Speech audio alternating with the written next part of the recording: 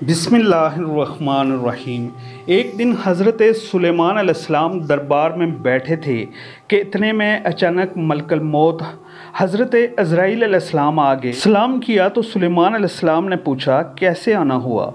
तो अज़राइल अलैहिस्सलाम ने फरमाया, कुछ नहीं, बस वैसे आया था, और उठकर चले गए। दरबार में मौजूद एक वज़ीर काफ़ी घबराया हुआ दिखाई दे रहा था। कहा, सुलेमान अलैहिस्सलाम ये कौन था? फरमाया कि ये मलकल मौत हज़रत अज़राइल अलैहिस्सलाम थे। वज़ीर ने कहा कि जब वो आए तो मुझे गुस्से से देखा, और जब जा रहे थे तो मज़ीद गुस्से से देखा। मुझे डर लग रहा है, मैं अपनी बहन के पास जाना चाहता हूँ। फरमाया, कहाँ है आपकी बहन? वज़ीर बोले, फ़लाँ जज़ीरे में। सुलेमान अलैहिस्सलाम ने फरमाया, वहाँ तो घोड़ा तेज़ रफ्तार से जाए तो 6 रात और 6 दिन का सफ़र है।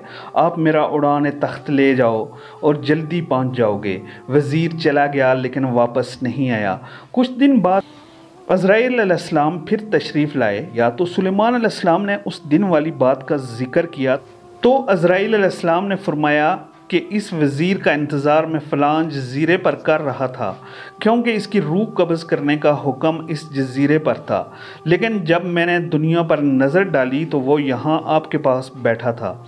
तो मुझे यहाँ आना इसलिए पड़ा कि क्योंकि रास्ता 6 दिन और रात के सफ़र का था और इसके पास तो चंद ही वक्त था। लेकिन जब यहाँ से जाकर मैं जज़ीरे पर पहुँचा तो आपके उड़ान तख्त पर वो वज़ीर पहुँच गया और मैंने उसकी रूह कब्ज़ कर ली।